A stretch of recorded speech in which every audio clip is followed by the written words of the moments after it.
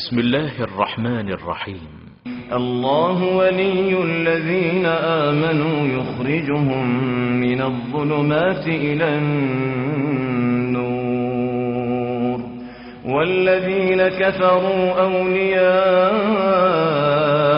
الطاغوت يخرجونهم من النور إلى الظلمات أولئك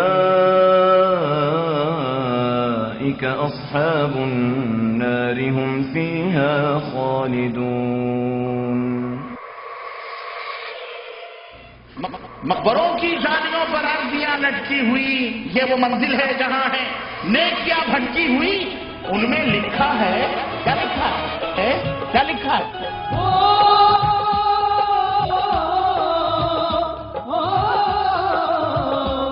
سرکار کرو دا نورانی منظر ہے یہاں کا قرآنی، یہاں آئے فرشتے، یہاں آئے فرشتے مستی میں خواجہ پرستی میں. فضیلت شیخ معراج ربانی آج عرس کے بارے میں گفتگو فرمائیں گے کہ اس کی حقیقت کیا ہے. سب سے بڑی پریشانی یہ تھی کہ آپ عرس کا نقشہ کھینچو گے. ہمیں کھینچنے کے نانی کے آگے ننیحال کا تذکرہ، ہم سے پوچھو نانی کا تذکرہ کیسے ہوتا ہے؟ ننیحال میں ہم رہنے والے کہاں تو کر کے نکلے ہیں ہم وہاں سے. یہ قریب میں ان مجالس کی رونق ہوا کرتے تھے. عرس عاقل صاحب دیوبند کے، ان کو تکلیف ہوتی ہوگی لیکن توبہ کر کے آ گئے ہیں ادھر. نواز کے چاہنے والوں کا یہ ہجوم اپنے خواجہ کے قدموں میں سلام عقیدت پیش کرنے کے لیے جا رہا ہے. فَسَيَرَى اخْتِلَافًا كَثِيرًا، تو عنقریب وہ بہت زیادہ اختلافات دیکھے گا. دنیا کے اندر بہت زیادہ امت میں اختلاف ہوں گے. نتیجے سے یہ سمجھ میں آتا ہے وہ اختلاف مال دولت کا اختلاف نہیں، حکومت کا اختلاف. اللہ اکبر. اللہ کے حبیب صلی اللہ علیہ وسلم روایت کے اندر آتا ہے آپ کی آنکھیں سرخ ہو گئیں. کیوں؟ معاملہ معمول. میں نے بتایا غلطی جتنی مضبوط ہوتی ہے، غلطی جتنی مضبوط ہو یا غلطی خطا کرنے والا جیسا ہے اسی انداز سے آپ کو اسلوب بھی اختیار کرنا چاہیے. پر علماء امت کا ایک بہت بڑا گروہ افراط و تفریط کا شکار ہے. یزید نے کہا اللہ تعالیٰ برا کرے ابن سمیہ کا، واللہ اگر میں تمہارے باپ کے پاس ہوتا تو مجھ سے جو شخص لا الہ الا اللہ کہتا ہے اللہ سبحانہ وتعالی 99 بلائیں اس سے دور فرما دیتے ہیں. خاص طور پر مملکت ان کی شان میں گستاخی کرے، اس کو ہم برداشت نہیں کریں گے. فقہ کا یہ مسئلہ ہے کہ عورت کو پراپرٹی میں، وراثت میں، زمین میں، بلڈنگ میں کوئی حصہ نہیں ملتا. اس کو کوئی حق نہیں ہے مطالبہ کرنے کا.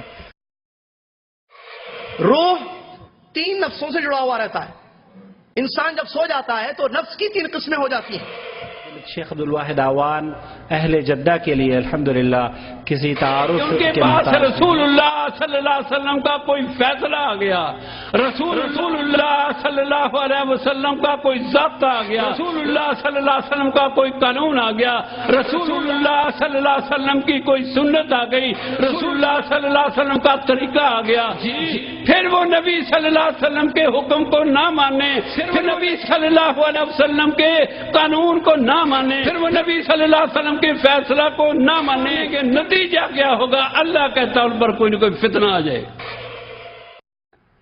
اس اللہ پر تم بھروسہ کرو، اس سے تم رشتہ پناہ قائم کرو جو زمین و آسمان و روزی دینے والا ہے، جو موت اور زندگی کا مالک ہے، جس نے تمہاری آنکھ اور تمہارے کان بنا دیے. بھلا بتاؤ جس طریقے سے اس بچے نے آگے بڑھ کر اس گیپ کو ختم کیا ہے، اس کو پر کیا ہے. اگر ہم لوگ اپنی ذمہ داری سمجھتے ہوئے توحید کی شمع روشن نہیں ہوگی جب تک اس کو روشن نہیں کیا جائے گا. توحید کی طرف بلانے والوں کی ضرورت ہے، سنتوں کی اہمیت بتانے والوں کی ضرورت ہے، منہج سلف صالحین دکھانے والوں کی ضرورت ہے. اس طرح کے پروگرامز تیار کیے جا رہے ہیں جن سے صرف دھوکہ دینا، دھوکہ دے کر لوگوں کا انٹرٹینمنٹ کرنا، ان کو ہنسانا، لافٹر چیلنج کے نام سے، یا کوئی ہے مجھے ہنسائے، یا موورن شیکرز، اس طرح کے بلف ماسٹر. یہ ایسے من افقہ الناس مع الصبی. اللہ کے رسول صلی اللہ علیہ وسلم بچوں کے ساتھ بڑے ہی خوش مزاج تھے. آپ نے فرمایا من یشتری هذا العبد بدرہم، اس عبد کو کون شخص ہے جو خریدے گا؟ اور مولانا انجم انصاری بھی جماعت کے ان شعراء میں ان کا شمار ہوتا ہے جنہوں نے قرآن و سنت کی نشر و اشاعت میں اشعار کہے۔ الہی سب تجھے رب کریم کہتے ہیں، الہی سب تجھے رب کریم کہتے ہیں، تجھی کو مالک عرش عظیم کہتے ہیں۔ ہماری زندگی کیا ایسی گزر رہی ہے؟ عبداللہ بن عمر کہا کرتے تھے، جیسا کہ بخاری کی حدیث ہے، اذا امسیت فلا تنتظر الصبح واذا اصبحت فلا تنتظر المساء، صبح اٹھو تو شام کا انتظار مت کرنا کہ شام میں توبہ کروں گا، بعد میں توبہ کروں گا، بعد میں معافی مانگوں گا، نہیں، اور شام کو تم زندہ رہو تو پھر صبح کا انتظار مت کرنا، صبح اٹھو تو شام کا انتظار مت کرنا۔ آگے نصیحتیں کرتے ہیں کہ موت سے اللہ الرحمن الرحیم، الحمد للہ رب العالمین، والصلاة والسلام علی اشرف الانبیاء والمرسلین، نبینا محمد وعلی آلہ وصحبہ اجمعین۔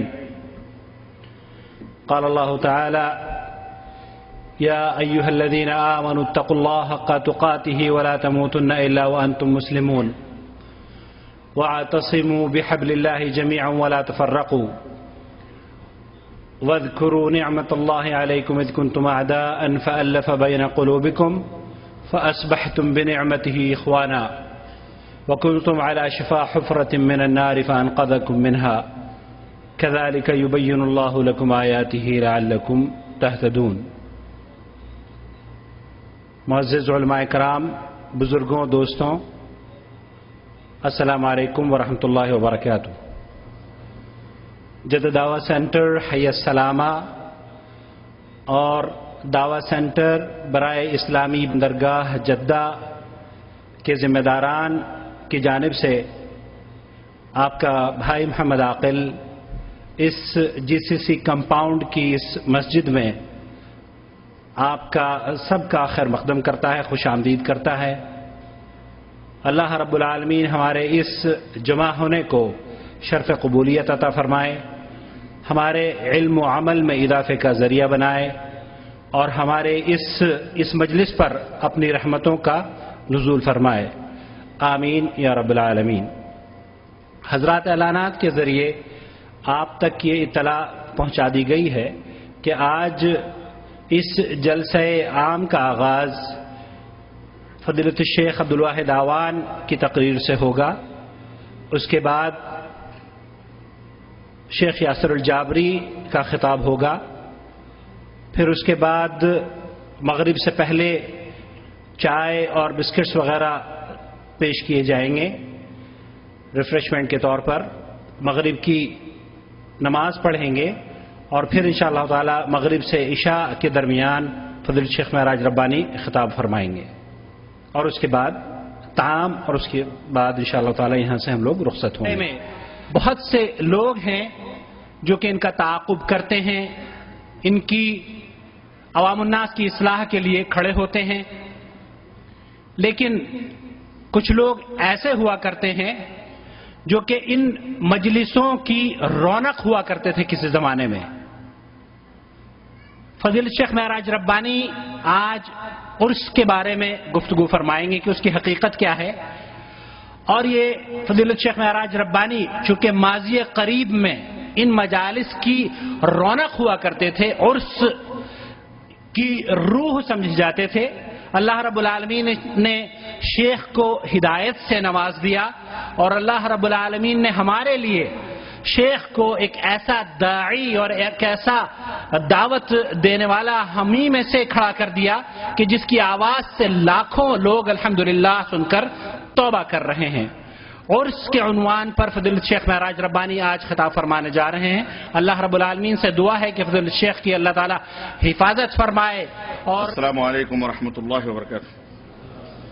الحمد للہ نحمده ونستعینه ونستغفره ونؤمن به ونتوكل عليه ونعوذ بالله من شرور أنفسنا ومن سيئات أعمالنا من يهده الله فلا مضل له ومن يضلل فلا هادي له وأشهد أن لا إله إلا الله وأشهد أن محمدا عبده ورسوله أما بعد فإن خير الحديث كتاب الله وخير الهدي هدي محمد صلى الله عليه وسلم وشر الأمور محدثاتها وكل محدثة بدعة وكل محدثة بدعة وكل محدثة بدعة وكل بدعة ضلالة وكل ضلالة وكل بدعة ضلالة وكل بدعة ضلالة وكل ضلالة في النار. قال الله تبارك وتعالى في كلامه المجيد: أعوذ بالله السميع العليم من الشيطان الرجيم. بسم الله الرحمن الرحيم. يا أيها الذين آمنوا أطيعوا الله وأطيعوا الرسول ولا تبطلوا أعمالكم. وقال تعالى في موضع آخر: قل إن كنتم تحبون الله فاتبعوني يحببكم الله. قل إن كنتم تحبون الله فاتبعوني يحببكم الله ويغفر لكم ذنوبكم والله غفور رحيم. وقال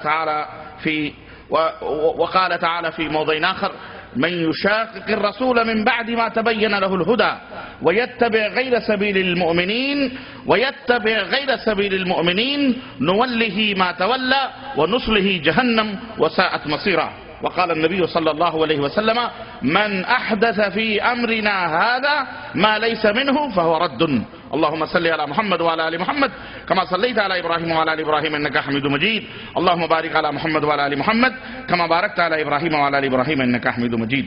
تمام قسم کی حمد و ثنا کبریائی اور بڑائی اس اللہ عز و جل کے لیے لائق و زیبہ ہے جس سے ہمیں اور آپ کو پیدا فرمایا، اور بیش بہا درود و سلام اس ذات مبارکہ مطہرہ پر جو ساری کائنات کے لیے رشد و ہدایت بنا کر کے بھیجے گئے اور جن کا نام نامی اسم گرامی احمد مجتبی محمد مصطفیٰ صلی اللہ علیہ وسلم. انداز بیان گرچہ بہت شوق نہیں ہے، شاید کہ اتر جائے تیرے دل میں میری بات.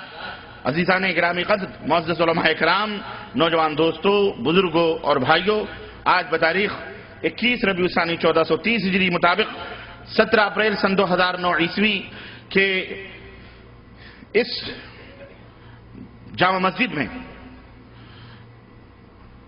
جو اجلاس منعقد ہوا ہے جدہ دعوت سینٹر ہے سلامہ اور سی پورٹ دعوت سینٹر جدہ کے تعاون سے، اس میں جس موضوع پر میں آپ حضرات کی خدمت میں کچھ گزارشات اس مختصر سے لمحے میں، مختصر سے وقت میں لے کر کے حاضر ہوا ہوں، وہ موضوع ہے عرس کیا ہے، عرس کی حقیقت کیا ہے، عرس کس کو کہتے ہیں. اس کے اوپر جو شکوک اور شبہات ہیں، عرس کرنے والوں کے جو دلائل ہیں، جو براہین ہیں، اور جس انداز سے انہوں نے عرس کے جواز کے لیے فتوے دیے ہیں، یہ میرے پاس کتاب موجود ہے، حیدرآباد سے چھپی ہوئی فتاوی نظامیہ. اس کتاب کو بھی میں نے پڑھا اور جس کے مرتب مفتی محمد رکن الدین ہیں، مفتی اول جامعہ نظامیہ حیدرآباد، اور مرتب ہیں اذان ابن ابود جابری. معذرت کے ساتھ ہمارے شیخ یاسر جابری کے خاندان ہی سے گویا تعلق ہے ان کا، کیونکہ یہ حیدرآباد کا یمنیوں کا خاندان. کہاں گئے حضرت؟ تو میں نے جب اس کتاب کو دیکھا تو مجھے شیخ یاسر جابری نظر آئے کہ وہ مجھے شعر یاد آیا جس میں کسی شاعر نے کہا کہ دو پھول کیا ہے وہ کہ ساتھ نکلے قسمت جدا جدا ہے، دو پھول ساتھ نکلے قسمت جدا جدا ہے، ایک کا بنا ہے صحرا ایک قبر پہ پڑا ہے، ایک کا بنا ہے صحرا ایک قبر پہ پڑا ہے. تو یہ قبر پرست یاسر اذان ابن ابود جابری انہوں نے ترتیب دیا ہے تاہا پبلیکیشن ہاؤس بارکس حیدرآباد دکن، جس میں انہوں نے عرس، فاتحہ، چہلم، نظر و نیاز اور 11ویں شریف اور میلاد النبی کے مکمل فتاوے اور اس کے جائز ہونے کے ثبوت پیش کیے ہیں. دوسری کتاب میرے پاس ہے عرس کیا ہے. یہ بہت زمانے سے میرے پاس کسی بھائی نے فوٹو کاپی کر کے روانہ کیا، بھیجا، اللہ انہیں جزائے خیر عطا فرمائے، اور اس سے بہت ساری معلومات. تو یہ کتاب جب میں نے پڑھی تو مجھے حیرت ہوئی کہ واقعتاً اس کتاب کے موضوع پر یا اس طرح کے موضوعات پر کوئی چیز ان بدعتیوں کو اس کے جواب میں نہیں دی گئی، یا تو ان کے ان اعتراضات کو، سوالات کو لائبو بھی سمجھا گیا، ناقابل قدر سمجھا گیا، اور جہالت کا جواب تو خاموشی بھی ہے.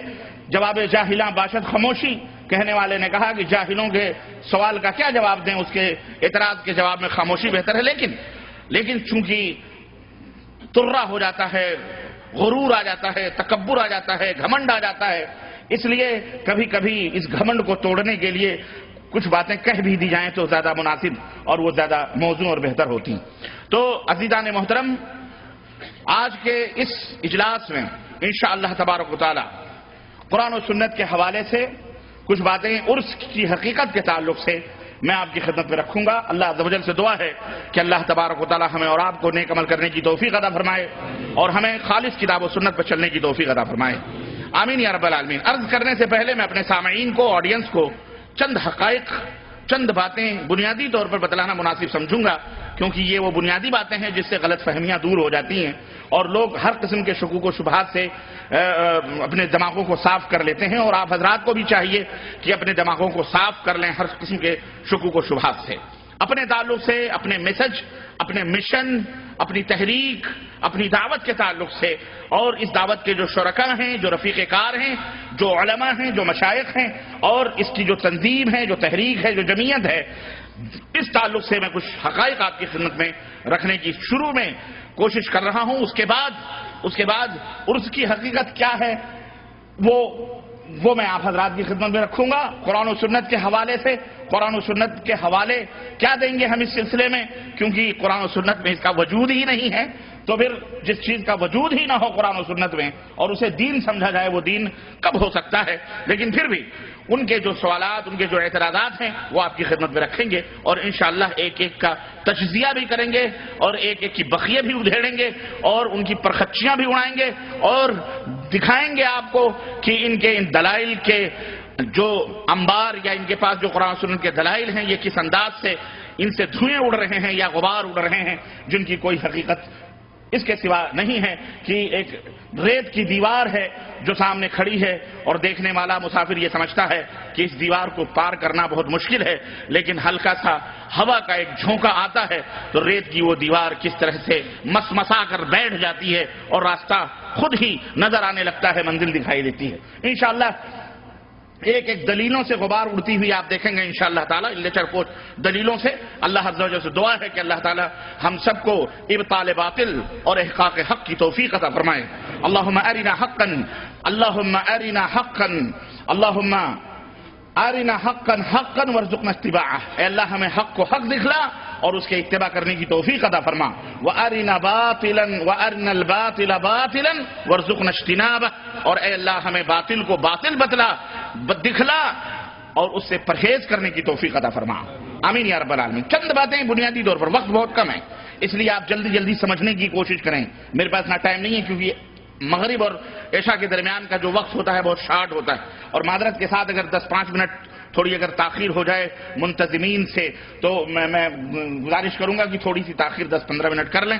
اس کے بعد انشاءاللہ جماعت کھڑی ہو جائے گی، نماز ادا کر لیں گے. بیچ میں ڈسٹرب نہ کریں پلیز. خیر، عرض کرنے کا مطلب چند بنیادی بات ہے. قرآن کریم کے حوالے سے اللہ رب العزت کا فرمان، اللہ رب العزت ارشاد فرمایا، اے وہ لوگوں جو ایمان لائے ہو، اطیعوا اللہ واطیعوا الرسول، اللہ کی اطاعت کرو اور رسول کی اطاعت کرو. ولا تبطلوا اعمالکم، اور اپنے اعمال کو باطل نہ کرو، اپنے اعمال کو باطل نہ کرو. مفسرین نے، تفسیر کرنے والوں، صحابہ، تابعین، تبع تابعین، محدثین سب اس بات پر متفق ہیں کہ اللہ کی اطاعت کرنا فرض ہے، رسول اللہ صلی اللہ علیہ وسلم کی اطاعت کرنا فرض ہے.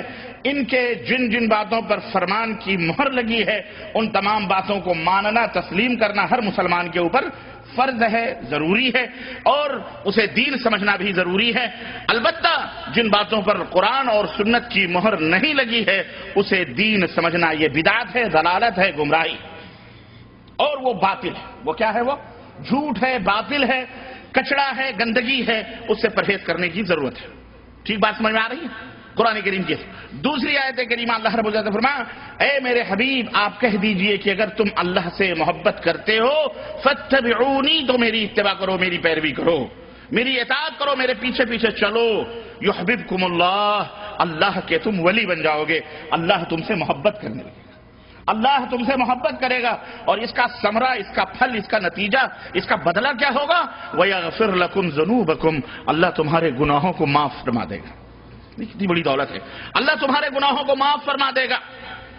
واللہ غفور الرحیم، اور یاد رکھو اللہ بہت بڑا معاف کرنے والا، رحم فرمانے والا ہے. تیسری آیت کریمہ جو میں پڑھی ہے، اللہ رب العزت نے فرمایا کہ اور سنو، جو لوگ من یشاقق الرسول من بعد ما تبین له الہدی، ہدایت آ جانے کے بعد، وضاحت آ جانے کے بعد، قرآن و سنت کے دلائل اور فرامین آ جانے کے بعد جو لوگ رسول کو ایذا پہنچاتے ہیں، تکلیف پہنچاتے ہیں، وَيَتَّبِعْ غَيْرَ سَبِيلِ الْمُؤْمِنِينَ، اور مومنوں کے راستوں کو چھوڑ کر کوئی اور راستہ اپناتے ہیں. اور یہ مومنین صادقین من الانصار والمہاجرین، سب سے پہلے صحابہ اور تابعین، اور سب سے پہلے مومن حضرت محمد الرسول اللہ صلی اللہ علیہ وسلم، اور ان کے زمانے کے تابعین، ان کے زمانے کے صحابہ ابو بکر، عمر، فاروق، عثمان، صحابہ صحابیات 1,24,000 کم و بیش بعض روایتوں کے حساب سے، یہ سارے مومنین ہیں، یہ سارے مومنین ہیں، صادقین ہیں. کون ہیں یہ؟ صادقین ہیں جن کے بخشش کی اور جن سے راضی پر رضا رہنے کی خود قرآن کریم میں اللہ عز و جل نے شہادت دی ہے کہ رضی اللہ عنہم ورضوا عنہ، اللہ ان سے راضی ہے اور یہ اللہ سے راضی. یہ وہ جنتی گروہ ہے جو نبی کے زیر سایہ جنہوں نے تربیت پائی، جن کے دلوں کو، جن کے جسموں کو رب ذوالجلال نے خرید لیا تھا. کس لیے؟ پیغمبر اسلام حضرت محمد الرسول اللہ صلی اللہ علیہ وسلم کے نقش قدم پر چلنے کے لیے. یہ وہ نقش اول ہیں، یہ وہ لوح مشق ہیں. وہی اترتی تھی نبی پر، تجربہ ہوتا تھا صحابہ پر، تھا ایسا تھی نہیں تھا. وہی اترتی تھی محمد الرسول اللہ صلی اللہ علیہ وسلم پر، واقیموا الصلاۃ وآتوا الزکاۃ، نماز قائم کرو، زکات ادا کرو. اور لوح مشق اور عملی طور پر حکم کس کو دیا جاتا تھا؟ صحابہ کرام رضوان اللہ علیہم اجمعین پر، اور وہ پہلے نقش تھے. یہی ہے وَيَتَّبِعْ غَيْرَ سَبِيلِ الْمُؤْمِنِينَ، مومنوں کے راستوں کو چھوڑ کر کوئی اور راستہ اپنانا، کوئی اور راستے پر عمل کرنا. اللہ فرماتا ہے نُوَلِّهِ مَا تَوَلَّىٰ، اس نے جو راستہ اختیار کیا ہے نبی اور صحابہ کے راستوں کو چھوڑ کر، یا ان کے نقش قدم پر چلنے والوں کے راستوں کو چھوڑ کر اس نے جو دوسرا راستہ اختیار کیا ہے، اللہ فرماتا ہے ہم اسے اسی راہ پر چھوڑ دیں گے، وہ اسی راہ پر چلتا جائے گا، چلتا جائے گا. نُوَلِّهِ مَا تَوَلَّىٰ، جس راستے پر وہ چل رہا ہے. وَنُصْلِهِ جَهَنَّمْ، اور اسی راستے سے ہم اسے جہنم میں داخل کریں گے. وَسَاءَتْ مَصِيرًا، اور جہنم کتنا برا ٹھکانہ ہے. اللہ ہم سب کو جہنم سے محفوظ رکھے. آمین یا رب العالمین. نبی کریم صلی اللہ علیہ وسلم نے فرمایا من احدث فی امرنا ھذا، ہمارے لائے ہوئے اس دین میں، اس حکم میں جو شخص کسی نئی بات کا اضافہ کرے فہو رد، تو وہ مردود ہے، وہ بات بھی مردود ہے اور وہ عمل کرنے والا بھی مردود ہے. صحیح بخاری کی روایت. میرے عزیزو، میرے دوستو، قرآن کریم کی یہ آیات اور ایک حدیث پاک کی روشنی سے واضح طور پر یہ معلوم ہوا کہ اللہ اور اس کے رسول کی باتوں پر عمل کرنا ہمارے لیے ضروری ہے، اور کسی کی باتوں کے اوپر عمل کرنا ہمارے لیے ضروری. اور اگر کوئی شخص، کوئی بھی امتی بڑا ہو یا چھوٹا، کوئی بھی امتی بڑا ہو یا چھوٹا، نبی کریم صلی اللہ علیہ وسلم کی مخالفت میں کوئی نیا کام ایجاد کرتا ہے یا اپنی طور پر کسی چیز کو دین سمجھ کر اسے رائج کرتا ہے، وہ کسی نبی کی امت کے اوپر اس کے اوپر عمل کرنا واجب اور ضروری نہیں ہے، بلکہ وہ بدعت ہے. وہ کیا ہے؟ بدعت ہے، اور ہر بدعت گمراہی ہے، اور ہر گمراہی جہنم میں پہنچانے والی ہے. تو ہمارا ایمان اور عقیدہ ہے کہ دین وہی ہے جو اللہ نے اپنے نبی پر نازل فرمایا، اور نبی نے اپنے صحابہ کو بتلایا، اور صحابہ نے اپنے شاگردوں کو سمجھایا اور بتلایا، اسی کو ہم دین مانتے ہیں. اس کے علاوہ ہم ہر چیز کو جو دین میں شامل کی جائے اسے بے دینی مانتے ہیں، اسے ہم دین سے جدا تصور کرتے ہیں. بات سمجھ میں آئی کہ نہیں آئی؟ اب کوئی بھی عمل دنیا میں قیامت تک کے لیے اپنایا جائے، اس کے لیے ضروری ہے کہ وہ اپنے پس پشت قرآن کی دلیل، حدیث کی دلیل، صحابہ کرام رضوان اللہ علیہم اجمعین کی دلیل اس کے پاس ہونی چاہیے. علیکم بسنتی و سنت الخلفاء الراشدین المہدیین، تمہارے لیے میری سنت اور میرے خلفاء راشدین کی سنت کو لازم پکڑنا ضروری ہے۔ ایک بنیادی بات تو یہ ہے کہ ہماری دعوت کی اساس اور بنیاد اتباع پر ہے، توحید پر ہے، تقلید اور اندھی تقلید اور ہر ایک کے پیچھے دوڑنے کے اوپر نہیں۔ ہم اطاعت اور اتباع کے قائل ہیں، ہم تقلید کو حرام سمجھتے ہیں۔ تقلید کو ہم کیا سمجھتے ہیں؟ حرام سمجھتے ہیں، اندھی تقلید کو، کسی کے پیچھے دوڑنے کو بغیر دلیل اور بغیر ثبوت کے۔ دوسری بات یہ ایک بات ہے، دوسری بات یہ ذہن میں رکھیں کہ قرآن اور احادیث کی دلیل دے دینا کمال نہیں ہے، بلکہ قرآن اور احادیث کی دلیلوں کو اس انداز سے سمجھنا جس طرح سے ہمارے سلف نے سمجھا ہے، نبی کریم صلی اللہ علیہ وسلم نے جس طرح اپنے صحابہ کو سمجھایا ہے، صحابہ نے اپنے شاگردوں کو، اپنے اطاعت کرنے، اپنی پیروی کرنے والے، اپنے پیچھے آنے والے تابعین کو، تبع تابعین کو سمجھایا ہے، اسی طرح سے قرآن و حدیث کو سمجھا جائے گا۔ اب اس کے علاوہ جو سلف سے جس کی تفسیر یا جس کی تشریح ثابت نہیں ہوگی، صحابہ نے جس کے اوپر عمل نہ کیا ہوگا، تابعین نے جسے نہ اپنایا ہوگا، اسے ہم ماننے کے لیے تیار۔ قرآن اور احادیث میں کسی کو اجازت نہیں دیں گے کہ ہم اپنی طرف سے کوئی اپنے فہم، اپنی فکر، اپنے نظریہ یا اپنا عقیدہ اپنی مرضی سے کوئی بھی اختیار کرے، ہم اس کو ماننے کے لیے تیار نہیں ہیں، چاہے وہ اپنے بڑے سے بڑا کوئی عالم ہو، چاہے کوئی شیخ الحدیث ہو، چاہے کوئی بھی۔ البتہ کوئی بھی کوئی بات کہتا ہے کہ قرآن کریم کا یہ مفہوم ہے، ہم کہیں گے کہ ثابت کرو کہ سلف نے اس کو سمجھا ہے، سلف نے اسی طرح سے اس کو بتلایا، صحابہ اکرام رضوان اللہ علیہم اجمعین نے اسی کے مطابق اس کے اوپر عمل کیا ہے، ہمیں بتلاؤ، ہم تسلیم کرنے کے لیے تیار ہیں قرآن کے اس معنی کو، ورنہ ہم اس کو بازیچہ اطفال، بچوں کا کھلونا، کسی کے ہاتھ میں قرآن و حدیث کو اس طرح سے کھیلنے کے لیے، دینے کے لیے تیار نہیں۔ اگر یہ ہم مان لیں تو آج دیکھیں اس بات، اپنی منمانی قرآن اور حدیث کی تعویل اور تفسیر کرنے والوں کا کرنے کی وجہ سے جو نتائج آج امت میں پیدا ہوئے ہیں، 73 سے زائد فرقے امت میں پیدا ہو گئے، جس کو دیکھو نبی بن رہا ہے، جس کو دیکھو اپنے آپ کو ولی بن رہا ہے، جس کو دیکھو اپنے آپ کو پتہ نہیں کہاں کہاں پہنچا رہا ہے، اور لوگ جس کو دیکھو لوگوں کے بارے میں کیا کیا عقیدے اور کیا کیا خوشگپیاں رکھتے ہیں۔ ایک چیز یہ وضاحت بھی ضروری تھی جس کو آپ کو بتلانا بہت ضروری ہے۔ تیسری بات بنیادی طور پر میرے عزیزوں، میرے دوستوں، اللہ رب العزت نے فرمایا قرآن کریم میں کہ مسلمانوں سنو، تمہارے سب سے بڑے دشمن، پکے دشمن اس دنیا کے اندر یہودی۔ کون ہے؟ یہودی بڑے دشمن ہیں تمہارے، والذین اشرکوا، اور وہ جو شرک کرتے ہیں، یہ مومنوں کے پرلے درجے کے بڑے دشمن ہیں۔ یہودیوں کو اللہ کے رسول صلی اللہ علیہ وسلم نے جنگ کی، غزوہ خیبر میں آپ کو معلوم ہے وہ لڑائی، گھیرا، قتل ہوا، ان کے دلوں کے اندر بغض اور حسد اور کینہ، وہ نبی کریم صلی اللہ علیہ وسلم کے اوپر کتنی دفعہ انہوں نے حملے کیے، نبوت کے چراغ کو گل کرنے کی کوشش کی۔ یہ اور بات ہے کہ اللہ تعالیٰ نے ہر ایک شر سے اللہ کے نبی کو محفوظ رکھا، لیکن ان کے دلوں کے اندر بغض اور حسد کی وہ بھٹی سلگتی رہی، اور وہ چاہتے تھے کہ کسی طرح سے اسلام اور مسلمانوں کو زخم پہنچائیں، لیکن آمنے سامنے ان کی کوئی ہمت نہ ہوئی۔ مدینے کے اندر خود نبی کریم صلی اللہ علیہ وسلم کو گھیرنے کی کوشش کی گئی، کفار مکہ کو شہ دی گئی، بلایا گیا، اور کس طرح سے غزوہ خندق اور کس طرح سے مختلف غزوات ہوئے انہی یہودی خبیثوں کی وجہ سے، اور وہ چاہتے تھے کسی طرح کے مسلمانوں کو نیست و نابود کر دیا جائے۔ یعنی یہ اصلی دشمن یہ تمہارے یہودی اسلام اور مسلمانوں کو کبھی برداشت نہیں کر سکتے۔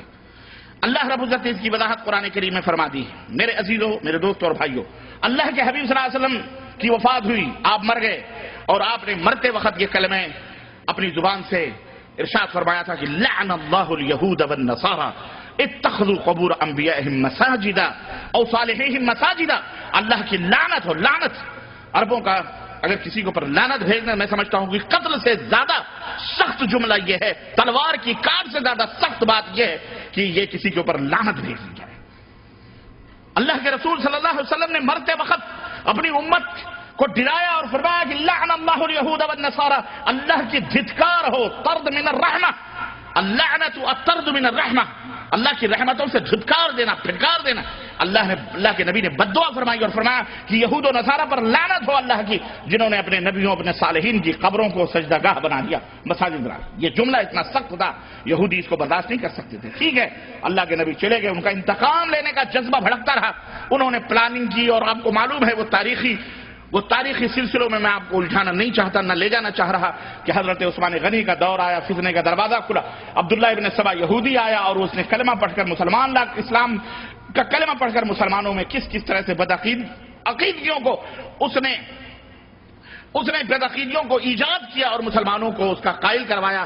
اور ان کی ایک سب سے بڑی سازش اور کوشش یہ ہوتی تھی کہ وہ اپنی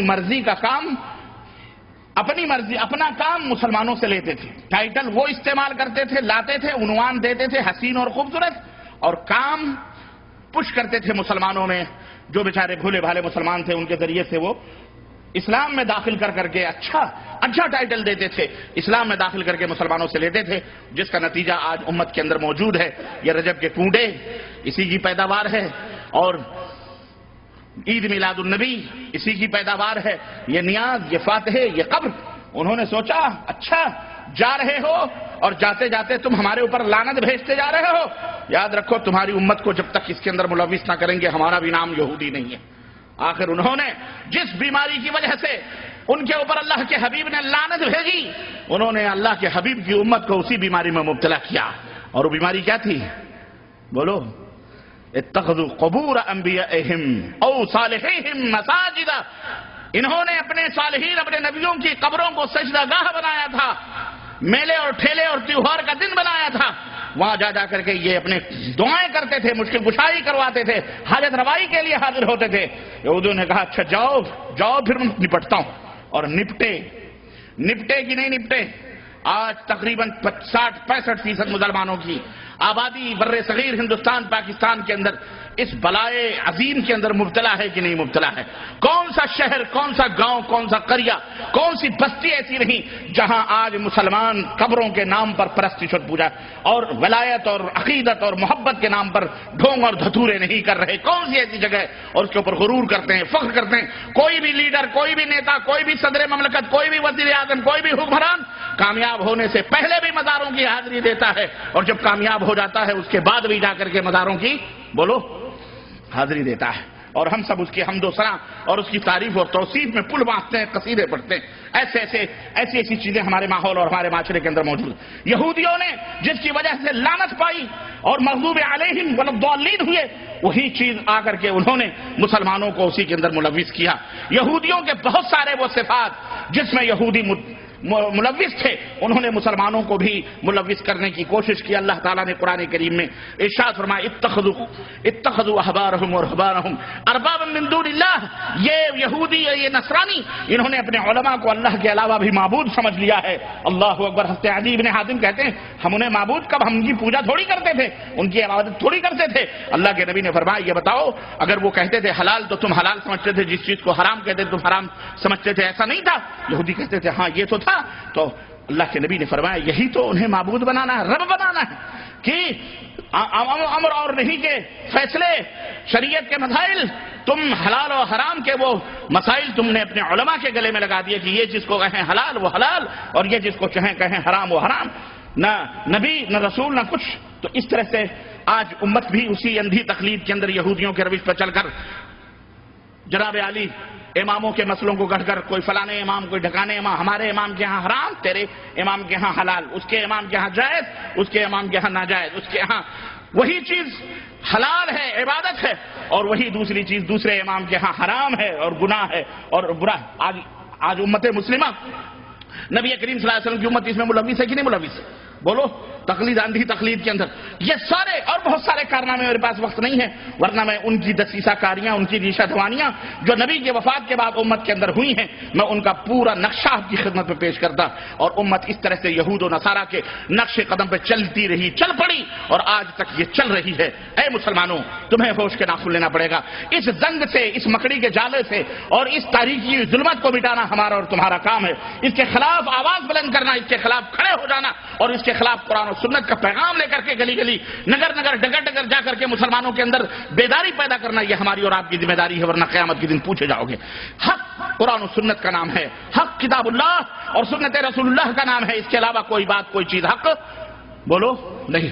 اس لیے اس کو سمجھو بھی اور اس کو سمجھ کر کے اس کے مطابق عمل بھی کرو اور لوگوں کو اس کی طرف دعوت بھی دو۔ یہ رجب کا کوڑا 22 رجب کو یا کون سی رجب کو 22 رجب کو منایا جاتا ہے، جعفر صادق کے نام پر آپ تاریخ کے حوالے اٹھا کر میں چیلنج کرتا ہوں، اس منبر رسول صلی اللہ علیہ وسلم سے جاؤ، دنیا کے گوشے میں تاریخ اٹھا کر کے دیکھو، اللہ کی قسم ہے جعفر صادق کی نہ پیدائش 22 رجب کو ہوئی ہے، نہ ان کی وفات 22 رجب کو ہوئی ہے۔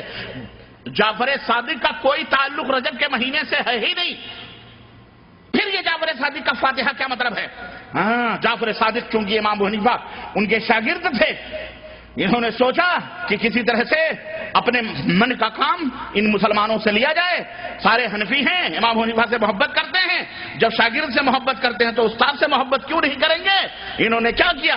انہوں نے کہا اچھا ایک تاریخ متعین کرو، اس تاریخ میں ان کو حلوے ماٹھے کھلاؤ، پوڑیاں کھلاؤ، سہاریاں کھلاؤ اور مٹھائیاں کھلاؤ، حلوے کھلاؤ۔ چنانچہ انہوں نے 22 رجب المرجب کا دن مقرر کیا اور کہا کہ جعفر صادق کی فاتحہ ہے، اور جانتے ہو جعفر صادق امام ابو حنیفہ کے استاد ہیں۔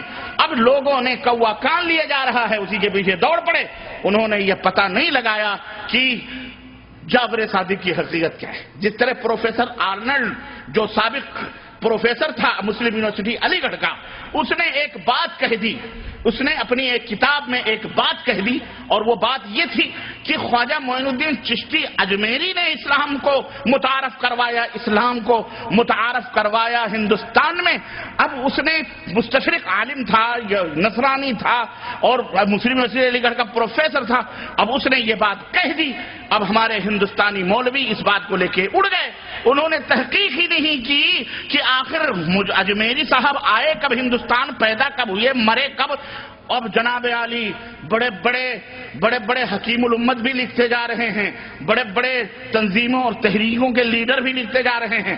ابو الحسن ندوی صاحب جو بہت بڑے مولانا تھے، انتقال کر گئے، وہ بھی اپنی کتاب میں تاریخ دعوت و عزیمت میں یہی لکھ رہے ہیں کہ مشائخ چشت نے ہندوستان میں اسلام کو متعارف کروایا، استغفر اللہ۔ اور یہی نہیں بلکہ ایک بہت بڑے تحریک کے بانی مولانا مودودی صاحب ہیں، انہوں نے بھی اپنی کتاب کے اندر لکھ مارا کہ پروفیسر آرنلڈ فرماتے ہیں کہ خواجہ معین الدین چشتی اجمیری نے اسلام کو ہندوستان۔ اب جب اتنے بڑے بڑے لیڈران دین زچ کھا سکتے ہیں، غوطہ زنی خرافات میں کر سکتے ہیں، تو لوگ جو عوام الناس ہیں بیچارے، ان کا تو مبلغ علم کیا ہے آپ خود اندازہ لگا سکتے ہیں۔ چنانچہ ہمارے بر صغیر میں مشہور ہو گیا کہ جناب علی خواجہ صاحب لائے ہیں، خواجہ صاحب دین کو لائے ہیں ہندوستان میں۔ ہند کے راجہ کون ہیں؟ بولو، ہند کے راجہ کون ہیں؟ معین الدین چشتی اجمیری لائے ہیں۔ اب صاحب دیکھو، صاحب وہی رٹ رہے ہیں کہ نہیں رٹ رہے؟ خواجہ صاحب نے 600 برس اسلام کے 600 برس کے بعد خواجہ معین الدین چشتی اجمیری کہاں پیدا؟ سنگر میں پیدا ہو رہے ہیں، وہ جو افغانستان سے ادھر کا علاقہ ہے ماورا النہر کا، پیدا وہاں ہو رہے ہیں۔ کہاں سے ٹھوکریں کھاتے کھواتے، مجاوری کرتے ہوئے، قبر پوجتے ہوئے، داتا گنج حجویری کے مزار پر 3 سال تک مراقبہ اور پتہ نہیں خرافات اور جھاڑو کشی کرتے کیسے وہ اجمیر پہنچے، جو راجاؤں اور ٹھاکروں کا دیش تھا جسے راجستھان کہتے ہیں، اجمیر کے، اور وہاں پہنچ کر کے انہوں نے اپنے چند 600 یعنی 600 برس تک اسلام ہندوستان میں آئے نہیں۔ کسی کو یہ سوچنے کی نوبت نہیں ملی کہ محمد ابن قاسم رحمت اللہ علیہ 93 ہجری میں سندھ کے دروازے کھٹکھٹا رہے تھے اپنی 12,000 فوجوں کو لے کر، جو محدثین کی، علماء ربانیین کی ٹیم تھی۔ 12,000 مجاہدین سندھ کے دروازے کو کھٹکھٹا ہی نہیں رہے تھے، بلکہ گھوڑوں کی ٹاپوں سے ملتان اور سندھ کی سرزمینوں کو سبزہ زار بنا رہے تھے، رحمت و شفقت کا جو ہے شامیانہ کر رہے تھے، اور لوگ جوگ در جوگ اسلام قبول کر رہے تھے۔ 93 ہجری میں اس وقت امام ابو حنیفہ رحمۃ اللہ علیہ بھی نابالغ تھے، 13 برس کے تھے۔ کتنے برس کے تھے؟ لیکن کوا کان لیا جاتا ہے جب آدمی اندھا ہو جائے تو اس کا کیا علاج ہے؟ اس کا یہ علاج ہے، جو جب بھی ایک آدمی اندھی چال چل گیا تو اس کو جدھر بھی ڈھکیلو بھیڑ کو تو بھیڑ کی طرح چلتی، یہ نہ سوچیں آپ. دیکھیں عرض کرنے کا مطلب کیا ہے یہ کہ یہی حشر ہوا ہمارے دین کے ساتھ ہو رہا ہے. جس نے جو کہہ دیا حضرت ہیں, علامہ ہیں, محقق ہیں, الحاج ہیں, فلانے ہیں, آپ نام کے پہلے جو القاب ہوتے ہیں وہی سجدہ ریز ہو جاتے ہیں, عقیدت و محبت میں وہی تلوے چاٹنے شروع کر دیتے ہیں, وہی سو جاتے ہیں. تو پھر آگے آپ کا کیا, آپ کیسے تحقیق کریں گے؟ لیکن نہیں, سنو, مومن کی یہ شان نہیں ہے. مومن کی شان کیا ہے؟ یا ایھا الذین آمنوا ان جاءکم فاسق بنبأ فتبینوا. مومن کی علامت یہ ہے کہ کوئی بھی خبر اس تک پہنچتی ہے اس کی تحقیق کرتا ہے. بغیر تحقیق کے وہ فیصلہ, تو محقق وہ بنو محقق. ان جاہل مولویوں کی طرح گدھے نہ بنو, ان جاہل ملاؤں کی طرح اندھے لولے لنگڑے نہ بنو. یہ تو خود ہی اندھا مقلد, اندھا کیا نابینا, کیا بینا والوں کی رہنمائی کرے گا؟ اندھے خود ہیں. جس طرح کنویں میں جا رہے ہیں سب کو کنویں میں ڈھکیل رہے ہیں. اللہ کے لیے میرے عزیزو سدھرنے کی کوشش کرو. یہودیوں نے سوچا ان کو کسی نہ کسی سے برباد کرنا, اور مسلسل چالو ہے بربادی. یہ نسل کشی تو آج کچھ 50-60 سال سے فلسطین کی سرزمین پر وہ کر رہے ہیں. اس سے پہلے وہ آگ اور زہر ہمارے درمیان ڈال چکے ہیں, اور یہ اب مار رہے ہیں. کیوں؟ اس لیے کہ ان کو پتا ہو گیا ان کے اوپر نہ اللہ کی رحمت اترنے والی ہے, نہ برکت اترنے والی ہے. یہ مسلمان مومن ہے ہی نہیں, یہ تو نام ہی نام ہے جو کچھ ہے حقیقت کے سوا. ان کے پاس کوئی دین ان نہیں رہا. وہ دین تو کب کا, شعر بھی کہا انہوں نے, اور اسی زمانے میں کہا جب سلطان صلاح الدین ایوبی رحمت اللہ علیہ نے ان کی گوشمالیاں کی, اسی زمانے میں ان ذلیلوں نے, اور آج بھی کہتے ہیں, عربوں کا شعر, عرب سمجھتے ہیں, میں آپ کو بتاتا ہوں. کہا حط المشمش علی التفاح, حط المشمش علی التفاح دین محمد واللہ راہ. آج نعرے لگاتے ہیں, کہتے ہیں سیب کے اوپر مشمش ڈال کے کھاؤ, سیبوں پر مشمش ڈال کر کے, مشمش جانتے ہو نا, مشمش, سیب کے اوپر مشمش ڈال کر کے کھاؤ, مزہ لو, کیونکہ محمد کا دین واللہ راہ چلا گیا, خلاص اب محمد کا دین باقی. اللہ کتنا بڑا جوتا ہے. اس حقیقت کا علم ان یہودیوں کو ہے, لیکن یہودیوں کے گدن, یہودیوں کے ڈسے ہوئے یہ ملا نے اس حقیقت کو نہیں سمجھ رہے. اللہ کے نبی نے لعنت بھیجی, کہا تمہیں اس لعنت میں ملوث کریں گے. اللہ کے نبی, اللہ نے قرآن میں کہا کہ انہوں نے اپنے مولویوں کو رب کا درجہ دیا ہوا, کہا چلو تمہیں بھی ہم عقیدت و محبت کے نام پر رب کا درجہ دیا ہوا. اللہ تعالیٰ, اللہ کے نبی صلی اللہ علیہ وسلم نے ہر بدعت کو گمراہی قرار دیا. انہوں نے کہا نہیں, بدعت بھی اچھی بدعت ہوتی. ہم نے کہا کوئی سنڈاس بھی اچھا ہوتا ہے, گو ہے, سنڈاس ہے, گندگی ہے, یہ بھی اچھی ہوتی. ہمارے مولویوں کہا یہ بھی اچھی ہے. تو ان کو بولو حلوہ ماٹا کھا لو, حلوہ سمجھ کر کے. اور مولانا اشرف علی صاحب تھانوی نے لکھا ہے کتاب میں, شمائل امدادیہ, مولانا امداد اللہ مہاجر مکی, ان کے حوالے سے میں بتاؤں, کرامت یہ بھی ہے, سنو, کہا کہ ہر روپ دھارن کر سکتے ہیں آپ. کہنے لگے کہ حضرت جنید بغدادی رحمت اللہ علیہ ایک دفعہ بیٹھے ہوئے تھے. یہ مولانا امداد اللہ مہاجر مکی, یہ وہ گائے ہے جس کا دودھ, جس کے پیٹ سے 2 بچے پیدا ہوئے. میں یہ حقیقت ہے اور میں بیان کر, یہ عرس اور میلے کا بھی اسی سے تعلق. اس کے پیٹ سے 2 بچے پیدا ہوئے, ایک دیوبند میں اور ایک بریلی میں. یہ دونوں بیٹھ گئے بریلی میں. خان صاحب وہاں ہیں, وہاں خان صاحب ہیں, اور یہاں شیخ صاحب ہیں, شیخ صدیقی. کون ہے شیخ؟ یہ شیخ اور پٹھان کی لڑائی ہے, اور کچھ لڑائی نہیں. اور واللہ بدلا, یہ شیخ اور پٹھان کی لڑائی ہے, یہ دین کی لڑائی. دین تو اس لیے انہوں نے بنا لیا ہے تاکہ روٹی بوٹی اگر ادھر جا رہی ہے تو ادھر بھی روٹی بوٹی آئے, ورنہ یہ دونوں ایک ہی رخ کے, ایک ہی سکے کے 2 رخ ہیں. ایک ہی روپیہ ہے, اس کے 2 رخ ہیں. ادھر دال ہے اور ادھر با ہے. بریلی میں بے ہے, اور دیوبند میں بولو, اور ان دونوں کو ملا لو تو کیا ہوتا ہے؟ انگریزی میں بھی بیڈ ہوگا, اردو میں تو بد آتا ہی ہے. عاقل صاحب دیوبند کے, ان کو تکلیف ہوتی ہوگی, لیکن توبہ کر کے آ گئے ہیں, ادھر مکہ مدینہ آ گئے ہیں. سمجھ رہے ہیں؟ خیر, برا نہیں لگنا چاہیے. یہ ریفریشمنٹ ہے جو میں دے رہا ہوں، اور یہ ویسا ریفریشمنٹ نہیں ہے جو بچوں کو چاکلیٹ کھلانے کا، یہ حقیقت ہے. اس کی تہوں میں جاؤ گے تو تمہیں یہ حقیقت ملے گی. تو حاجی امداد اللہ مہاجر مکی فرماتے ہیں کہ جنید وقت، اگر میں وقت کا نام لوں تو ہمارا ایک بھائی اس میں بیٹھا ہوا ہے، اس کا دل کٹ جائے گا. وہ کہے گا میں پہلے کہتا تھا کہ اثر بات سے پروگرام تم لو، لیکن تم نے مغرب بات سے پروگرام رکھا ہے. خیر یار، آپ زندہ ہیں، میں زندہ ہوں، تو انشاءاللہ صحبتیں بڑھتی رہیں گی انشاءاللہ. ہے کہ نہیں؟ جلدی کی کیا ضرورت ہے کہ نہیں؟ دین کو سمجھنا 23 سال میں اللہ کے نبی نے اسلام کو سمجھایا ہے. کتنے سال میں؟ 23 سال. اور یہاں ہم 23 سال میں جب سمجھنے والے ہوتے ہیں تو ٹپک جاتے ہیں. ارے بچپن کا 23 سال تک تو بچے ہی رہتے ہیں، 30 سال تک. اس کے بعد 23 سال کتنے ہو گئے؟ 53-60 تک پہنچتے پہنچتے تو دانت ٹوٹ جاتے ہیں. آپ اس چکر میں پڑے ہوئے ہیں. عقل بڈھی ہو جاتی ہے. تو جب سمجھنے کا وقت ہوتا ہے تب عقل بوڑھی ہو جاتی ہے، اور جب عقل بوڑھی ہو جاتی ہے تو اس کے دماغ میں کچھ نہیں آتا ہے. کہتے ہیں کہ جنید بغدادی رحمت اللہ علیہ بیٹھے ہوئے تھے، اتفاق سے سامنے اور جلال میں تھے، ایک کتا گزرا. آپ نے اسے گھور کے دیکھا، پورے انوار منتقل ہو گئے ادھر. اب تھوڑی دیر گزری تھی کہ اس کتے کے پیچھے 50 کتے. وہ کتا جا کے کسی میدان میں کنڈلی مار کے منہ لپیٹ کے بیٹھ گیا. اب حضرت فرماتے ہیں کہ اس کے چاروں طرف ہم نے دیکھا کہ سارے کتے بیٹھے ہوئے ہیں بالکل مراقبے میں. کہنے لگے یہ کیا ماجرا ہے؟ کہا حضرت نے کتے کو دیکھا، وہ کتا ولی ہو گیا. اب اس کتے نے جس کتے کو دیکھا وہ سارے ولی ہو گئے.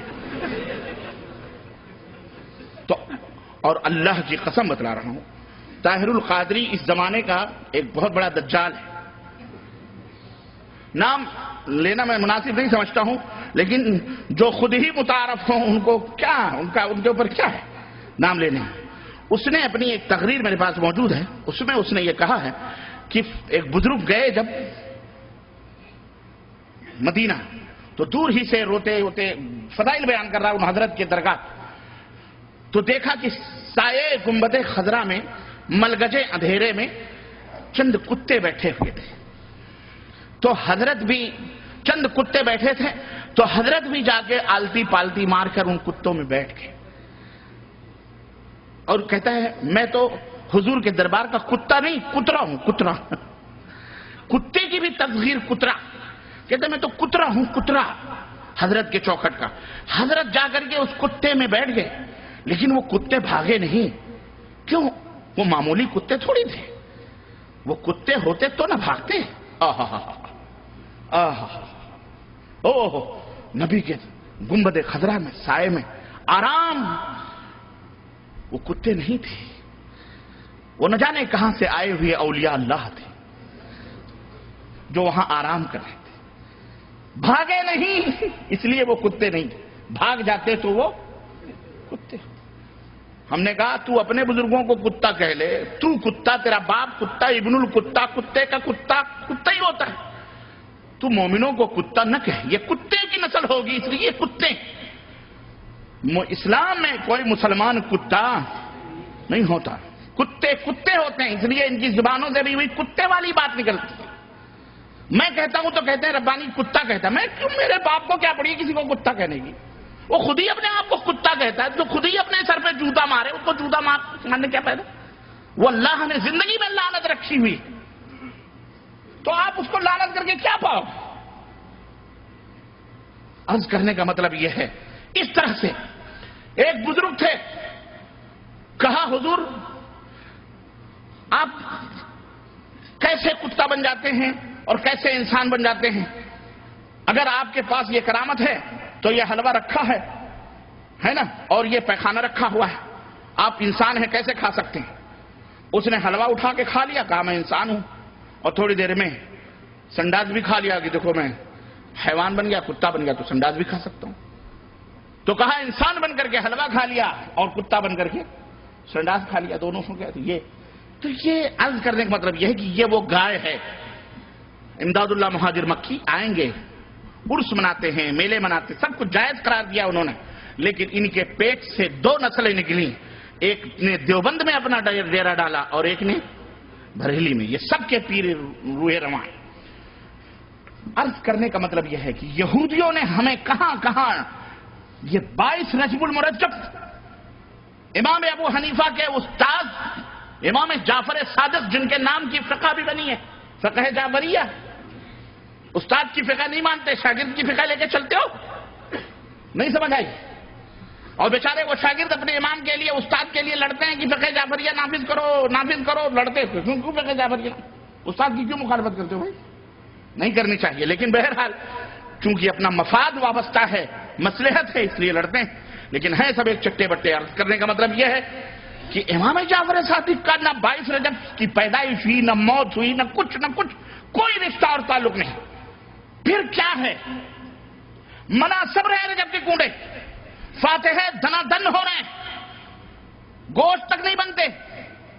اس دن باقاعدے پاک صاف گھر کیا جاتا ہے. یہ وجہ کیا ہے؟ اصل بات یہ ہے، پردہ اٹھا دوں میں؟ ہاں، اصل مسئلہ کیا ہے کہ 22 رجب وہ عظیم الشان تاریخ ہے، سب کو پتا ہے، لیکن یہودیوں کو پتا ہے، مسلمانوں کو نہیں پتا ہے. جس عظیم الشان تاریخ کو ایک عظیم رہنما، وحی کا لکھنے والا، نبی کریم صلی اللہ علیہ وسلم کا اپنی زبان میں کہہ لیں تو سالہ، جس کی بہن ام حبیبہ نبی کریم صلی اللہ علیہ وسلم کی زوجیت میں، جس کا باپ بھی صحابی، جس کا باپ بھی صحابی، وہ خود بھی صحابی، 20 برس تک جس نے پوری اسلامی سلطنت میں بلا شرکت غیر حکمرانی کی ہے، اور جس کی حکمرانی کے دن سونے کے پنوں پہ لکھنے لائق 22 رجب المرجب کو وہ مبارک ہستی جو نبی کے وحی کو لکھا کرتی تھی، کاتب وحی، صحابی رسول کا بیٹا، عظیم جرنیل اور کرنیل کا بیٹا، خود بھی جرنیل، اس کا بیٹا بھی جرنیل، خود بھی 22 رجب المرجب کو وہ حادثہ سانحہ ہوا، وہ حادثہ فاجعہ ہوا جس دن اس شخص کی وفات ہوتی ہے اور وہ اس دنیا کو الوداع کہہ کر کے اللہ مالک حقیقی سے جا کے ملتا ہے. 22 رجب کی تاریخ وہ رجب تاریخ تھی جس نے یہودیوں کے چھکے چھڑائے تھے، جس نے یہودیوں کے جہازوں سے پسینے نکلوائے تھے. وہ تھے کون معلوم ہے؟ سیدنا امیر المومنین معاویہ ابن ابی سفیان رضی اللہ تعالی، زور سے کہو رضی اللہ تعالی، زور سے کہو رضی اللہ تعالی عنہما، تاکہ دشمنان کو چرکے چلیں، سینوں پر چرکے چلیں، ان کے یہودیوں کو بھی چرکے چلیں. اور یہودیوں کو کیا نسبت ہے؟ لیکن انہوں نے جو ذریتیں چھوڑی ہیں اپنی اولاد، جو امیر معاویہ کو گالیاں دیتے ہیں، ان کے بیٹوں کو گالیاں دیتے ہیں، ان کے سینوں کے اوپر چرکے چلائیں. وہ اپنے آپ کو مسلمان بھی کہتے ہیں. ہم کہتے ہیں جو صحابہ کو گالی دے، جو صحابہ کی توہین کرے، اس کا اسلام میں کوئی حصہ ہو سکتا. یہ ہے 22 رجب. کہا، عنوان دیا فاتحہ، اللہ رجب کے کنڈے بھرو، بزرگ امیر جعفر صادق کے فاتح. اس طرح سے تمہیں ہر میدان میں گمراہ کیا گیا. جو ولی نہیں اس کو ولی بنا دیا گیا. کھوتے شاہ، توتے شاہ، رنگیلے شاہ، برہنا شاہ، گھوڑے شاہ. حیدرآباد میں اللہ کی قسم میں نے گھوڑے کی بھی خبر دیکھی ہے، بلکہ سراپا گھوڑا ہی بنا دیکھا. حیدرآبادیوں ڈوب کے چلو بھر پانی میں مر جاؤ. غیرت ہونی چاہیے. حد ہو گئی. ہو نکو نام جو قبروں کی تجارت کر کے کیا نہ بیچو گے جو مل جائیں صنم پتھر کی. استغفر اللہ. کون سی گلی. اور یہ نظامیہ، فتاوی نظامیہ، اہل حدیث لکھا ہوا. اہل حدیث یہ مرتد ہیں، کافر ہیں، دائرے اسلام سے باہر ہے. دیکھیے فتویٰ آیا ہے جامعہ نظامیہ کا. یہ جن کے سر سے لے کر پیر تک شرک و بدعت کی گندگیوں میں، غلاظتوں میں جو ڈوبے ہوئے ہوں، وہ چوہڑے اور چمار ہمیں چلے ہیں آنکھ دکھانے کے لیے. جن کی باتوں کو جوتے کی نوک سے اڑانا بھی میں جوتے کی توہین سمجھتا ہوں. بڑی دور کی بات رہی. ایسے لوگ چلے ہیں ہمیں کافر اور مشرک اور دین بد مذہب اور غیر مقلد اور پتہ نہیں کیا کیا کہنے کے لیے، جن کا ذکر بھی کرنا میں گناہ سمجھتا ہوں. لیکن حد ہو جاتی ہے جب تکلیف ہوتی ہے دین الہی، دین اللہ کے دین کے نام پر جب یہ ڈھونگ دھتورے ہوتے ہیں اور قرآن و سنت کو چیگم کی طرح کھینچ تان کر اپنے مقصد اور اپنے مفاد کے لیے جب استعمال کیا جاتا ہے تو ضرورت پڑتی ہے کہ اس کا آپریشن بھی کیا جائے، ہے کہ نہیں؟ میرے عزیزوں، میرے دوستوں اور بھائیوں، ایک بات یاد رکھو کہ اللہ تبارک و تعالیٰ نے بہت ساری نعمتوں سے ہمیں نوازا ہے، اور جو عظیم نعمت اللہ عز و جل نے ہمیں عطا فرمائی ہے حضرت محمد الرسول اللہ صلی اللہ علیہ وسلم کی شکل میں، صورت میں، یہ رب کی شفقت اور رب کی مہربانیاں اور رب کی عنایتیں ہیں کہ اس رب ذوالجلال نے ہمارے لیے بہت بڑا انعام، بہت بڑا احسان ہمارے اوپر فرمایا کہ ہمارے درمیان ہمیں میں سے اپنی عبدیت اور غلامی کروانے کے لیے، صحیح راستہ بتلانے کے لیے ہمیں انسانوں میں سے، بشروں میں سے، اولاد آدم میں سے، ابناء آدم میں سے ایک ایسا اولو العزم پیغمبر بھیجا، ایک ایسا نبی بھیجا جس نے اپنی نبوت کے صرف 23 سالہ دور میں انسانیت کی جس نے کایا پلٹ دی، صرف 23 سالہ برس کی جد و جہد کی انسانیت کی کایا اس نے پلٹ دی۔ نادان اور ناقدر شناس انسان نے خود اپنی شرافت اور کرامت کے گوہر نایاب کو معاصی، گناہوں اور بدکاریوں کی جن نجاستوں اور غلاظتوں میں لگ پر کر دیا تھا، اس کو اس نبی نے پاک و صاف کیا، اس نبی نے پاک و صاف کیا، دنیا میں اس طرح اس انسان کو اجاگر کیا کہ آج اس کی چمک اور دمک سے نگاہیں چکا چوندھ ہیں، تاریخ انسانیت کا پورا سرمایہ اس کی مثال پیش کرنے سے قاصر ہے۔ کسی شخصیت نے اس بگڑی ہوئی قوم کو اتنی جلد سدھار دیا ہو، یہ کسی شخصیت کے اندر یہ معجزہ موجود نہیں ہے۔ اگر یہ اعجاز موجود ہے تو صرف اور صرف پیغمبر اسلام حضرت محمد رسول اللہ صلی اللہ علیہ وسلم کو یہ مقام و مرتبہ ملا ہوا ہے، جس نے سینکڑوں اور ہزاروں خداؤں کی پوجا کرنے والی قوم کو ایک اللہ کا پرستار بنا دیا، ایک اللہ کے سامنے جن کو جھکایا، اور صدیوں کے ٹوٹے ہوئے دلوں کو ایک رشتے کے اندر اس نبی نے جوڑ دیا اور سب کو بھائی بھائی بنا دیا، سب کو بھائی بھائی بنایا۔ توحید کے ترانے اور محبت کے نغموں سے دنیا کا گوشہ گوشہ گونج اٹھا، فسق و فجور، فحاشی، بے حیائی اور بدکاری کے بڑھتے ہوئے سیلاب کو اس نبی نے پہاڑ بن کر کے روکا۔ کمزوروں اور بے کسوں کی کراہتی ہوئی دنیا کو ظلم و استبداد کے آہنی پنجوں سے چھڑا کر امن و راحت کے ابدی گہوارے میں لا کر کے بٹھایا۔ اور کتنی سچی بات اس کے اللہ نے، ہمارے اور آپ کے رب نے، پاک پروردگار نے قرآن کریم میں بیان فرمائی ہے، ارشاد ربانی ہے، لقد من اللہ علی المؤمنین، لقد من اللہ علی المؤمنین اذ بعث فیہم رسولا من انفسہم یتلو علیہم آیاتہ ویزکیہم ویعلمہم الکتاب والحکمہ وان کانوا من قبل لفی ضلال مبین۔ بے شک اللہ نے مومنوں پر بڑا احسان کیا ہے، اور یقیناً یہ اللہ کا احسان ہے۔ کیا احسان، کیا انعام ہے کہ انہی کے جنس سے ان میں ایک ایسا رسول بھیجا، پیغمبر بھیجا جو ان کو اللہ کی آیتیں پڑھ پڑھ کر کے سناتا ہے، اللہ کی آیتیں پڑھ پڑھ کر کے سناتا ہے، ان کو ہر قسم کی گندگیوں سے پاک و صاف کرتا ہے۔ اور تیسرا مشن کیا ہے؟ ان کو کتاب الہی اور حکمت و دانائی کی باتیں بتلاتا اور سکھاتا ہے۔ یقیناً یہ لوگ رسول کی بعثت سے پہلے کھلی ہوئی گمراہیوں اور غلطیوں کے اندر مبتلا تھے، یہ پاک پروردگار کا فرمان ہے۔ تو اللہ رب العزت نے اس نبی کو بھیج کر کے ایک عظیم الشان احسان فرمایا، اور آپ پورے دین اسلام کو اور تعلیمات نبوی کو 4 حصوں میں تقسیم کر سکتے ہیں۔ ایک حصہ عقائد کا ہے، دوسرا حصہ عبادات کا ہے، تیسرا حصہ معاملات کا ہے، چوتھا حصہ اخلاقیات کا ہے۔ اس طرح پورے دین کو 4 چیزوں میں آپ متعین کر کے ان چاروں کی اصلاح اللہ کے حبیب حضرت محمد الرسول اللہ صلی اللہ علیہ وسلم نے کی، اور مکمل عقائد کی بھی، اخلاق کی بھی، معاملات کی بھی اور عبادات کی بھی کامل و مکمل تعلیم ہمارے نبی حضرت محمد الرسول اللہ صلی اللہ علیہ وسلم دے کر کے اس دنیا سے رخصت ہوئے۔ آپ نے کسی معاملے کو ادھورا، ہر وہ کام جو اللہ کی رضا کے لیے ہوتا، ہر وہ کام جو اللہ سے قریب کرنے والا تھا، ہر وہ نیکی جو جنت میں پہنچانے والی تھی، ہمارے نبی حضرت محمد الرسول اللہ صلی اللہ علیہ وسلم بتا کے گئے کہ نہیں گئے؟ اور ہر وہ برائی جو اللہ کو ناراض کرنے والی تھی، ہر وہ برائی جو جہنم میں پہنچانے والی تھی، ہمارے نبی حضرت محمد الرسول اللہ صلی اللہ علیہ وسلم نے ان سے منع کیا اور اس سے روکا۔ اور سب سے بڑی اہمیت عقائد کی اصلاح کی اللہ کے نبی صلی اللہ علیہ وسلم نے دی، اس کا اندازہ آپ اس بات سے لگا سکتے ہیں کہ روزہ مدینے میں فرض ہوا، حج مدینے میں فرض ہوا، زکوٰۃ مدینے میں فرض ہوئی، 23 برس تک اللہ کے نبی نے صرف ایک عقیدے کی اصلاح کے اوپر آپ نے اپنے وقت کو صرف کیا۔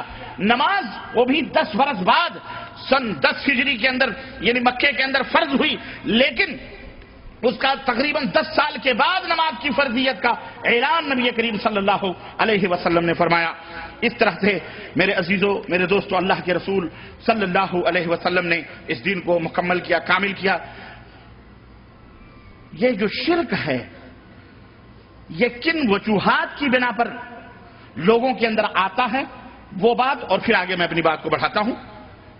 شرک جن وجوہات کی بنا پر پچھلے دور میں آیا تھا، یہودیوں میں، نصرانیوں میں، وہی وجہ، وہی چیز اسی سے پیدا ہوتا ہے اور وہی چیز اس امت کے اندر آئی ہے۔ اور پھر قرآن نے اور نبی نے اس کا ازالہ کیسے فرمایا، وہ بھی آپ کو میرے عزیزوں مختصر بتاؤں گا، اس کی تفصیلات نہیں۔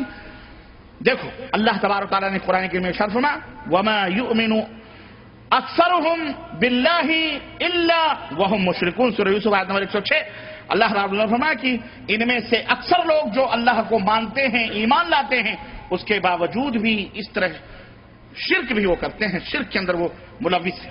شرک کا بہت بڑا ذریعہ جو لوگوں کے اندر پیدا ہوتا ہے، وہ بہت بڑا ذریعہ کیا ہے؟ کسی شخص، غور سے سنو، کسی شخص یعنی آدمی یا کسی چیز کی حد سے بڑھ کر تعظیم اور اس کی عزت کرنا، افراد کرنا، تعظیم میں غلو کرنا، جس کو غلو فی الدین کہتے ہیں۔ کسی شخص کی اس کی حد سے بڑھ کر تعظیم کرنا، توقیر کرنا اور اس کی عزت کرنا، اس راستے سے شرک امتوں کے اندر داخل ہوتا ہے اور اس طرح سے امتیں ہلاک و برباد ہو جاتی ہیں۔ پچھلی قوموں کو اسی غلو نے ہلاک و برباد کیا۔ چنانچہ آپ دیکھیں کہ اسی خوش اعتقادی اور خوش فہمی نے، حسن ظن نے اور بہت زیادہ افراط غلو کرنے کی وجہ سے گوتم بدھ کو اللہ کا خدا کا مظہر بنایا گیا، رام چندر اور کرشن کو خدائی کا مقام دیا گیا، 23 بلکہ 36 کروڑ 33 کروڑ دیوتاؤں کو دنیا کا نظام چلانے والا بنایا گیا۔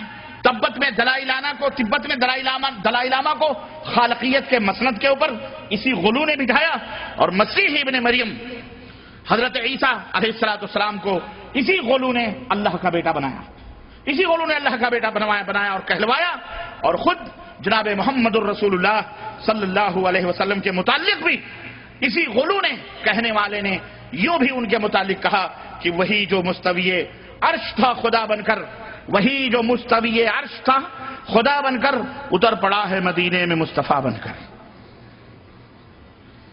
اور اسی غلو نے کہا کہ بغیر عین کا مدینے میں جا کر کے دیکھا جو ہم نے، بغیر عین کا ایک عرب میں نے دیکھا، بغیر عین کا ایک عرب میں نے دیکھا۔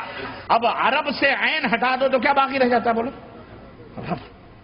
اور یہی نہیں بلکہ نبی کریم صلی اللہ علیہ وسلم کی امتیوں میں سے امتوں کو یہاں تک کہا گیا کہ اولاد نبی صلی اللہ علیہ وسلم کے بارے میں کہ لی خمسۃ اطفی بہا حر الوبا والحاتمہ المصطفیٰ والمرتضی وابناہما والفاطمہ، کہ 5 ہیں ہمارے پاس، یعنی 5 وہ ذات ہیں، وہ شخصیتیں ہیں جن کی وجہ سے بلائیں مصیبتیں دور ہوتی ہیں، اور وہ 5 کیا ہیں؟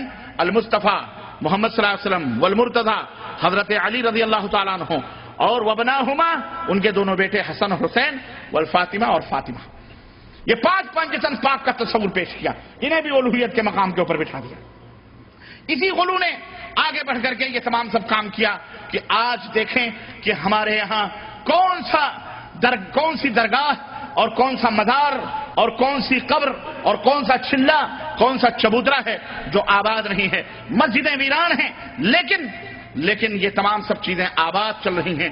یہاں پر کسی شاعر نے بڑا اچھا نقشہ کھینچا ہے کہ عرس کیا ہے اور اس کی حقیقت کیا ہے، اس تعلق سے بڑا اچھا نقشہ کھینچا ہے. اجازت ہو تو میں آپ کی خدمت میں عرض کروں، وہ چند اشعار سماعت فرمائیں اور عرس میں کیا ہوتا ہے یہ پورا نچوڑ اور پورا خلاصہ اس کے اندر بیان کیا ہے کہ ہر طرف خیمے لگے ہیں دور تک بازار ہے. ہر طرف خیمے لگے ہیں دور تک بازار ہے. ذرا عرس اور میلے میں شریک ہونے والوں ذرا اس منظر کشی کو اپنی نگاہوں میں رکھو. میں تو ڈوب کر کے نکلا ہوں وہاں سے، ہے نا. میں تو ڈوب کر کے اللہ نے مجھے کنارہ عطا فرمایا ہے. یہ اپنے مالک و مولا کا میں مشکور اور جو ہے اللہ رب العزت کا ممنون ہوں کہ جس سے مجھے یہ ہدایت کا ساحل نصیب فرمایا، ورنہ نہ جانے کتنے ڈبکیاں کھا چکا ہوں میں وہاں بھی. بہرحال ہر طرف خیمے ہی خیمے، ہر طرف خیمے لگے ہیں دور تک بازار ہے. یہ نمائش ہے کوئی میلہ ہے یا تیوہار ہے؟ یہ نمائش ہے کوئی میلہ ہے یا تیوہار ہے یہ تقریب عقیدت. عرس ہے ایک پیر کا، کام کرتی ہے یہاں کی خاک بھی اکسیر کا. کام کرتی ہے یہاں کی خاک بھی اکسیر کا. ایک طوائف، ہاں پریشان نہ ہو. ایک دفعہ نام نہیں لوں گا اس شہر کا، یو پی میں ہے، فیض آباد کے قریب. وہاں طوائفیں ناچتی ہیں.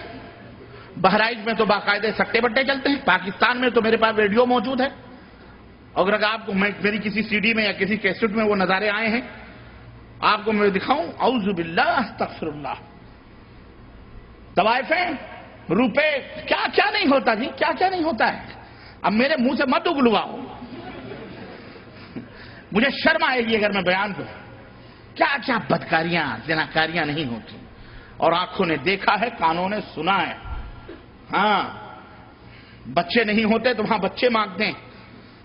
اعوذ باللہ، میں نہیں چھڑنا چاہتا، اتنا ہی کافی ہے. ایک طوائف گا رہی ہے سامنے درگاہ کے، ایک طوائف گا رہی ہے سامنے درگاہ کے، کیا مزے ہیں حضرت قبلہ سہاگن شاہ کے. ایک طوائف گا رہی ہے سامنے درگاہ کے، کیا مزے ہیں حضرت قبلہ سہاگن شاہ کے. عورتوں کی بھیڑ میں نظارہ ٹھوکر کھائے ہے، عورتوں کی بھیڑ میں نظارہ ٹھوکر کھائے ہے. اس ہجوم رنگ و بو میں کب خدا یاد آئے ہے، اس ہجوم رنگ و بو میں کب خدا یاد آئے ہیں. مقبروں کی جالیوں پر عرضیاں لٹکی ہوئی، مقبروں کی جالیوں پر عرضیاں ہوتی کہ نہیں ہوتی. مقبرے تو مقبرے، وہ قرب و جوار کے پیڑ بھی بد شکل ہو جاتے ہیں. پیڑوں پر، درختوں پر، پتیوں پر جہاں عورتیں توبوا إلى الله توبة نصوحا عسى ربكم أن يكفر عنكم سيئاتكم ويدخلكم جنات تجري من تحتها الأنهار يوم لا يخزي الله النبي والذين آمنوا معه نورهم يسعى بين أيديهم وبأيمانهم يقولون ربنا أتمم لنا نورنا واغفر لنا إنك على كل شيء قدير.